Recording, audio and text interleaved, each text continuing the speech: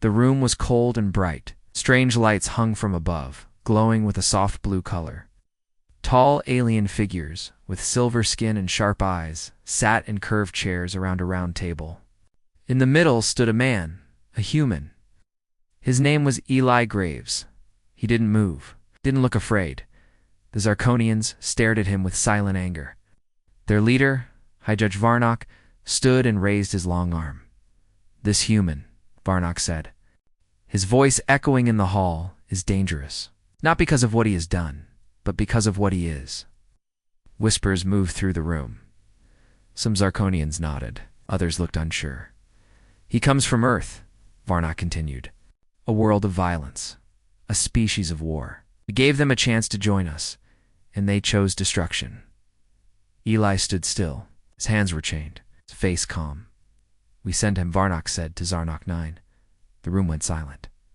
A small Zarkonian soldier, standing in the back, gasped. Even he knew the name.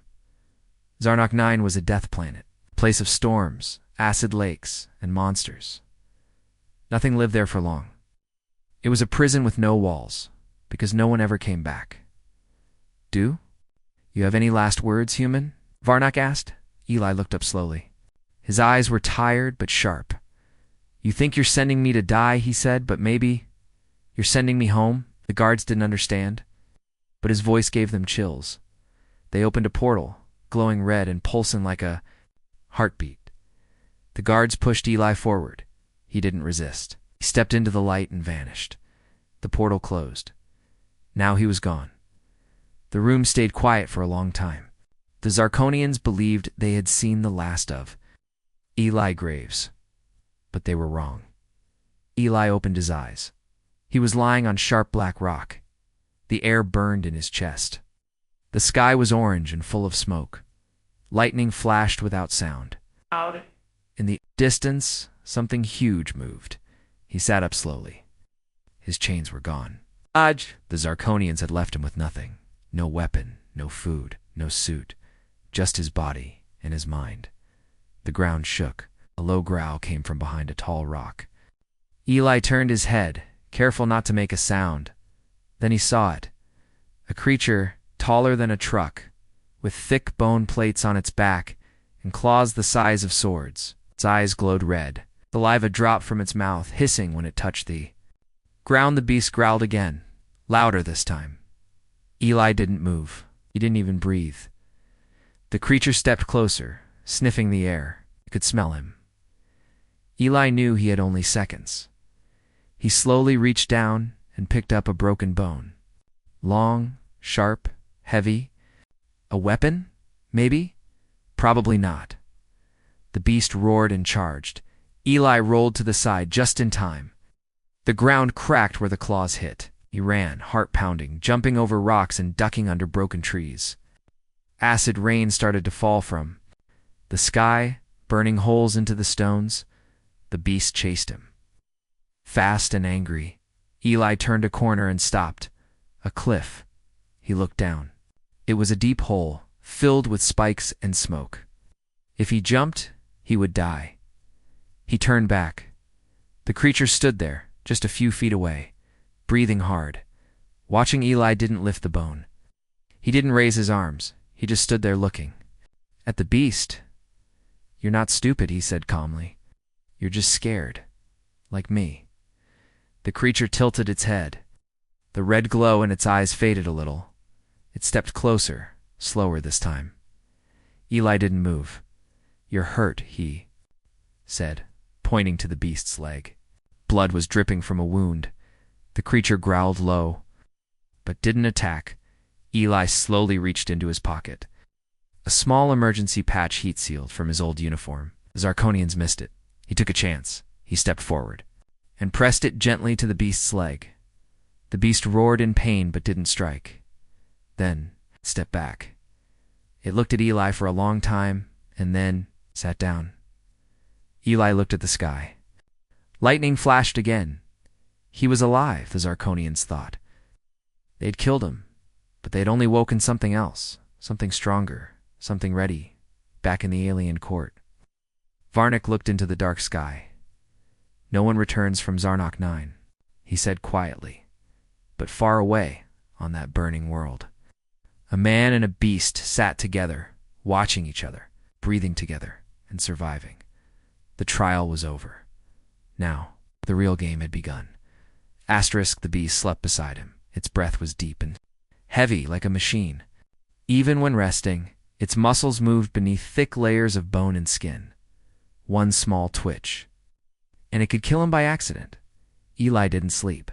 He sat with his back against a rock, one hand still holding a sharpened bone. His body was tired, but his eyes stayed wide open. It had been 2 days since he was thrown into this alien hell, and somehow he was still alive. He looked at the creature again. It wasn't just a monster. It had intelligence, not like a human, but something close. It had every reason to eat him. But at the end, Eli remembered something his father once said. You can't fight the wild by being wild. You win it by understanding it. And Eli, starting to understand. When the sun rose, if that burning orange ball even was a sun, the creature stood up. It limped slightly, but the wound was better now. The healing patch was working. Eli stood. Too slowly the beast stared at him. It didn't growl. It didn't charge. It just turned and walked away. Eli hesitated. Then he followed. The ground was sharp and black. Every step cut into Eli's feet, but he didn't stop. The air was thick, and breathing felt like drinking smoke. Acid dripped from the sky in short bursts. Not enough to kill, but enough to burn the skin if one wasn't careful. The beast moved with purpose. It wasn't just wandering. It knew this place. After an hour of walking, it stopped at the edge of a dead river. What used to be water was now dust. In stone, the creature began to dig. Eli watched. Minutes later, it pulled something out, a fat slug-like creature, bit into it, and left another on the ground. A gift. Eli stared at the slimy thing. It looked disgusting. But it was food. He closed his eyes and took a bite. It was awful. But it didn't kill him. The beast made a low sound, almost like laughter. Eli coughed and shook his head. You're enjoying this, aren't you? The beast's eyes blinked slowly. Then something changed. A deep sound rolled through the sky, not thunder. A roar. Not from this beast. Another one. The creature tensed up. It moved in front of Eli and growled. Eli didn't understand at first. Then he saw it. Coming from behind the rocks was a second creature. Bigger, meaner, covered in green acid scars. Its mouth was full of broken teeth. But its eyes burned with rage. This one wasn't curious. It was hungry and angry. It charged. Eli dove to the side. The two beasts collided with a bone-crushing crash. Teeth and claws tore into flesh. Rocks flew. Everywhere, Eli scrambled up a hill for safety. From there, he watched, heart racing. The beast he had healed was losing. The larger monster bit into its side. Pushing it down, Eli looked around. No weapons. It's just rocks, bones, fire. He saw a jagged shard of metal sticking out of the ground. He ran. He grabbed it and shouted, "Hey!" The larger beast turned for a second. Just a second. That was enough. His beast. His beast sank its claws into the attacker's throat and didn't stop until the monster stopped moving. Silence returned. The injured beast stood, slowly, bleeding, shaking. Eli walked toward it. He didn't know what he was doing, but he knew one thing. It wasn't a monster anymore. It was a partner. The creature lowered its head. Eli placed a hand on it. "You saved me." It made a small rumble in its throat. Eli smiled. "I guess we're even now." The wind howled above them. Somewhere far away, Zarkonian sat comfortably, thinking the human was dead, thinking the trial was over. But on Zarnok 9, something strange had happened. A man had faced a monster, and earned its respect. Not with power, but with mercy. And now, they would survive together, or die trying. Asterisk Eli woke up to silence. No growls, no thunder, no acid rain. Just ... silence. It was the kind of quiet that didn't feel peaceful. It felt wrong, as if the planet itself had stopped breathing. He sat up slowly. Kor, the name he had started calling the beast, was still asleep, curled near a burned-out tree. The beast trusted him now. It followed him, fought for him. But Eli had bigger questions, and no answers. Why had the Zarkonians really sent him here? He looked around at the land. Mountains torn in half. Rivers turned to dust. Trees blackened like charcoal. It didn't feel like a wild world. It felt like a place that had once been alive, and then something killed it. He started walking. Kor followed, limping slightly, but alert. They walked for hours, through broken valleys and hollow caves. Eli began to notice strange shapes, not natural ones. Broken metal pipes sticking out of the ground, shattered glass buried in dirt, faded markings on rocks. He stopped. There, half buried in the earth, was a door, not a cave, not stone. A door, metal, rusted, with writing on it. Not Zarkonian, something older, stranger. He brushed off the dust. Kor growled behind him. Nervous, I know. Eli whispered. This isn't right. Pulled the door open. It creaked like a scream. A dark tunnel led inside. He stepped in. The walls were metal, covered in wires and panels. Some blinked softly, still alive after who knows how many years. A broken screen lit up as he passed by, showing static. And then a logo. Eli froze. It was a Zarkonian symbol, but old or different. He moved deeper into the tunnel. Korr refused to enter. The beast stayed outside, pacing nervously. Inside, Eli found a room, part laboratory, part bunker. The walls were covered in cracked glass tubes. Some still held bones. Others had melted things inside. There were files, tablets, even pictures. He picked one up. It showed Zarkonian scientists, standing next to creatures like Kor, but those creatures were in cages. Tied, down, tested, tortured. His hands shook. He opened a second file. It was an alien code, but he recognized a few words. Weapon testing. Phase 7. Human DNA incompatible. They had been experimenting. On this planet. On living things. On humans. Zarnok 9 wasn't. It's just a death world. It was a testing ground. A secret lab. A graveyard. His failed experiments. And now the Zarkonians were trying to erase it. Bury the truth. With fire, acid, and time, Eli's heart pounded. He looked around the room again. There were dozens of cages. Some ripped open from the inside. Something had escaped. Maybe many things. Maybe. Kor, he turned and ran back up the tunnel. Korr was waiting, eyes wide, growling low. Come on, Eli said, breathing hard. We need to get out of here. They climbed a ridge and looked over the horizon. In the distance, black smoke was rising. Not from a storm, from something else. Korr growled again. This time, louder, Eli's, corned. There was a ship. A small one, .car. Cone. Landing. Why would they come back? Eli said under his breath. Then he understood. They weren't just hiding.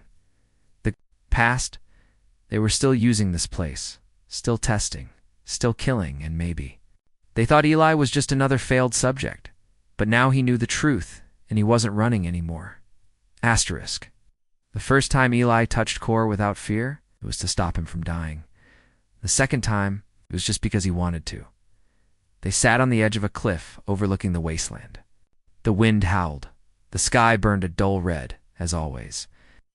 But for the first time since he arrived, Eli didn't feel alone. He reached out slowly and placed a hand on Kor's neck. The beast flinched at first, but didn't pull away. You're not a monster, Eli whispered. You were made to be one. Kor looked at him with tired, deep eyes. And in that moment, Eli realized something. They were both experiments. They were both survivors. And they were both tired of being used. The next days were different. Kor followed Eli closely now, not out of instinct but by choice. They hunted together. They fought off smaller predators. Akazwe crafted traps and tools using old parts from the lab ruins. Kor watched, learned, adapted. One day, Eli carved a stick and said, "Fetch." Kor stared at him. Eli threw it anyway, too. His surprise, Kor went after it, brought it back. The huge beast dropped the stick with a grunt, then sat down like a proud dog. Eli laughed for the first time in weeks. "You're full of surprises, aren't you?" But there was no time for games. They were being watched at night. Distant flashes lit up the sky, not storms, but ships. Zarkonians had returned. Maybe they knew Eli was still alive. Maybe they were looking for Kor. Or maybe they were testing something new. One evening, while exploring a dried-out crater, Kor stopped suddenly. His nose twitched. His body, 10. Eli followed his gaze. A group of alien drones floated nearby, scanning the ground, quiet, cold. Their red lights flickered like eyes. They hadn't seen them yet. Eli crouched behind a rock and whispered, "Let them pass." But Kor growled a deep, angry sound. He remembered these machines. Maybe they had taken his pack. Maybe they had tortured him once, before Eli could stop him. Kor charged. The drones reacted quickly, firing blue energy blasts. One struck Kor in the side. He roared in pain, but didn't stop. He ripped the first drone in half with his jaws. Eli jumped in, using his metal shard like a spear. He stabbed the second drone in its lens. Sparks flew. The last drone hovered up to escape, but Kor leapt. Grabbing it mid-air and slamming it to the ground, silence returned. Eli rushed to Kor's side. The beast was hurt. Not badly, but bleeding. Eli wrapped the wound with fabric. He looked into Kor's eyes. "You could have run," he said. "Hey, why didn't you?" Kor didn't answer, of course, but he leaned his heavy head against Eli's shoulder. That was enough. Back at their shelter, Eli began building something new.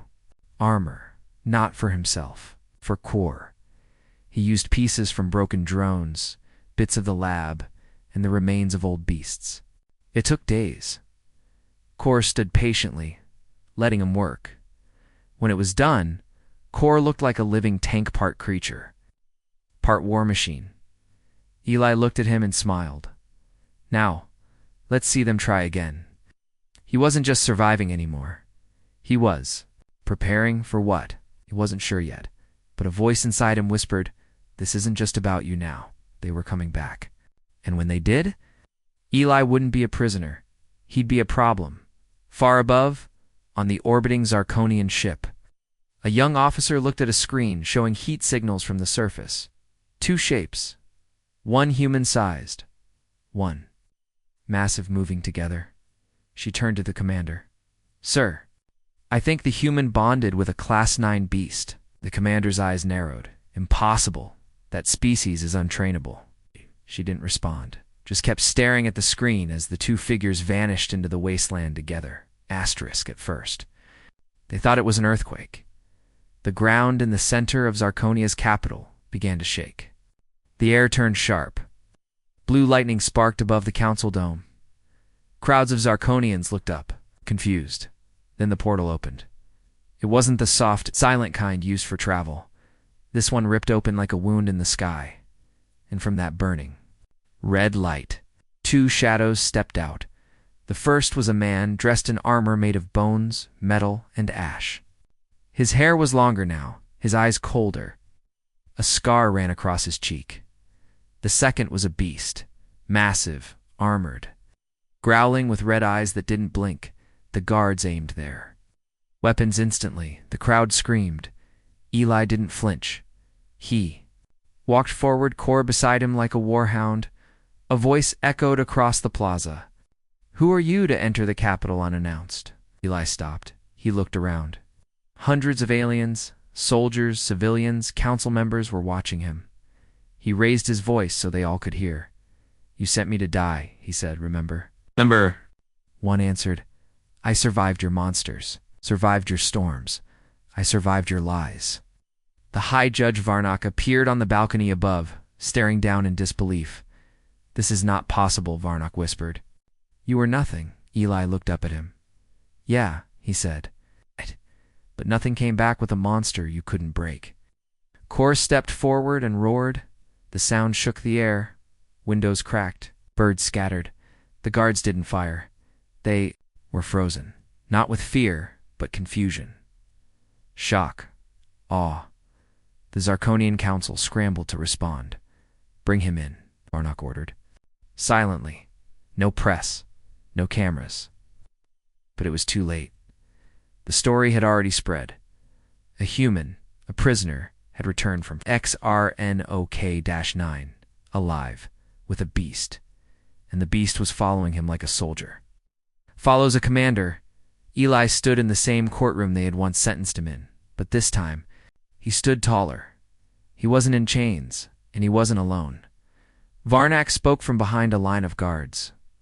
What do you want, human? Eli stepped forward.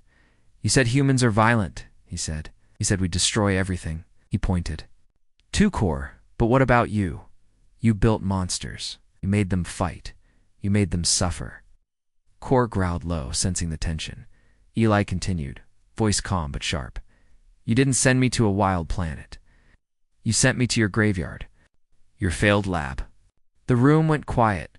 One young Zarkonian officer, the same who had spotted Eli's return, whispered to her partner. He knows the truth. Eli looked around the room. Some Zarkonians met his gaze. Others looked away. You wanted to break. Me, Eli said. But you made me stronger. He turned to leave. But before he stepped out, he paused. One more thing, he said. He reached into his pouch and tossed something onto the floor. A broken drone's core still flickering. With Data, the beasts down there, he said, they're not done yet. And now, he added, neither am I. He walked out. Kor followed. Outside. The streets were no longer silent.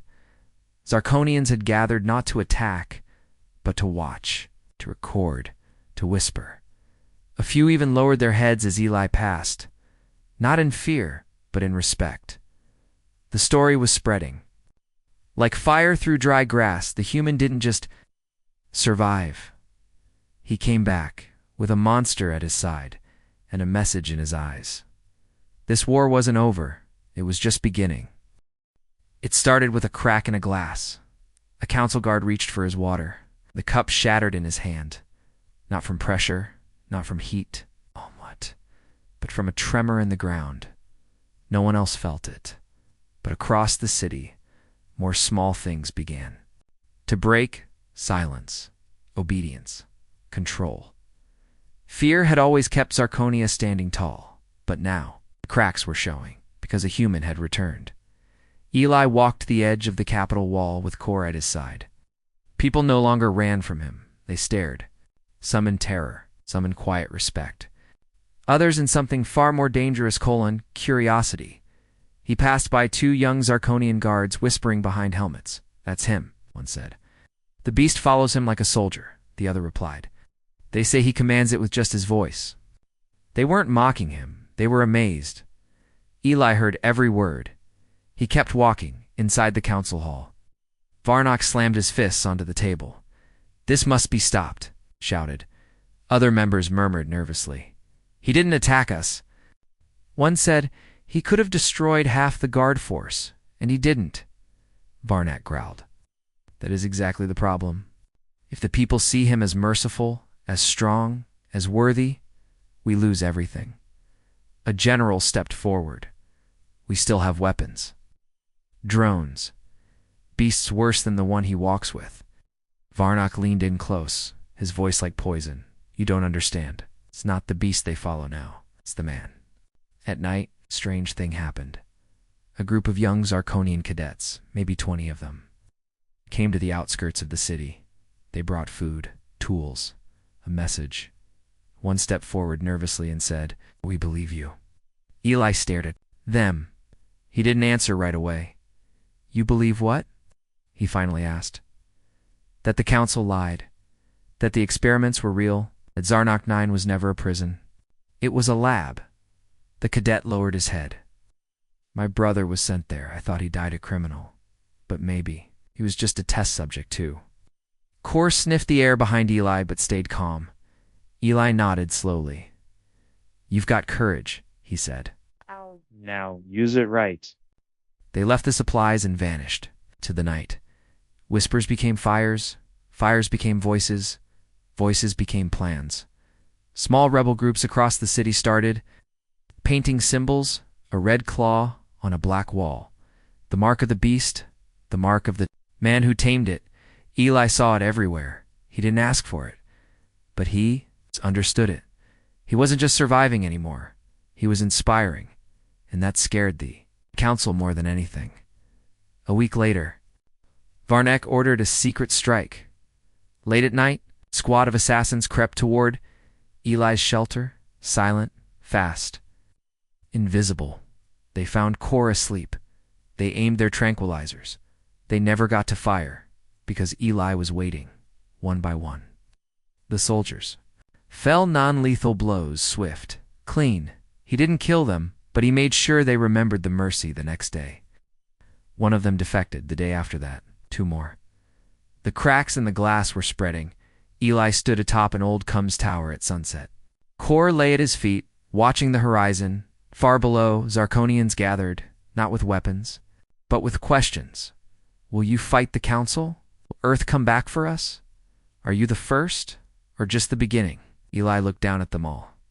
He didn't smile. He didn't shout. He just said one sentence. I'm not here to take over your world. I'm here to remind you how to take it back. And in that moment, something deep inside the Zarkonian people, something long buried, began to wake up. Not fear, hope. The door to the High Council chamber opened. Without permission? That had never happened before. Not in 700 years. Eli walked in, slow and silent. Kor followed, steps heavy, eyes glowing. Behind them, the great doors remained open, not broken, not forced, just open. As if even the building knew this was the end. The council stood, not out of respect, out of fear. Eli didn't bow. Didn't speak. He walked to the center of the room and waited. Judge Varnak finally broke the silence. What do you want, human? Eli looked up. The room was full of the most powerful creatures in the galaxy. But none of them felt powerful now.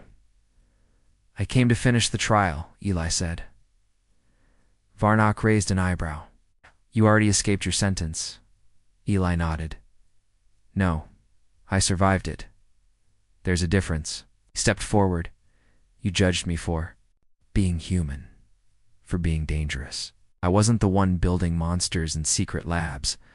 I wasn't the one lying to my people. I wasn't the one hiding history with fire and acid and fear.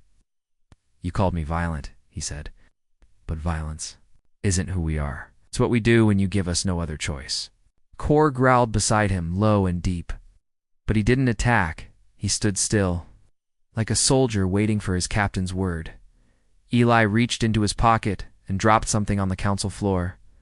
A recording crystal. It played instantly holograms. Rising from it, Zarkonian scientists torturing creatures. Files showing human DNA marked failed. Images of the lab, the cages, the dead proof.var. No. So eyes narrowed.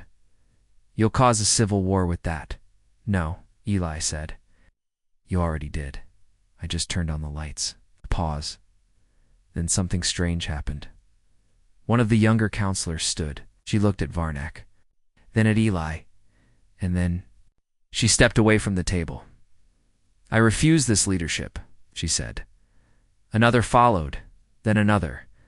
The chain had started to break. Varnak panicked. You want chaos, human? He shouted. You want revenge? Eli walked closer, face calm. I want truth? Varnak hissed. And what will your truth bring? You think they'll follow you forever? Eli turned slightly, looking toward the open doorway behind him, where a crowd had gathered. Civilians, rebels, young soldiers, people with no weapons, just eyes wide open. They don't need to follow me, he said. They just need to stand up. Then, for the first time, Eli looked straight into Varnak's eyes. You were right about one thing, he said. Humans are dangerous. He raised his voice slightly, just enough to carry through the silent chamber. Because we survive. Because we learn. Because when you chain us, break us, and throw us to monsters, we come back stronger. He took one final step forward, and we're not alone anymore. Kor roared, a long, deep sound that shook the stone walls. Varnock fell back in fear. But Eli didn't strike him. He turned away. Your rule is over, he said simply. Let history remember. It ended without blood. Outside, the city lights flickered. Symbols of rebellion were being replaced, not with more war, but with rebuilding. Kor walked beside Eli as he stepped into the morning sun. Not a pet, not a weapon, a partner, a legend. And Eli the last. Human prisoner was now something else too. A symbol not of war, but of what happens when you underestimate the heart of a human.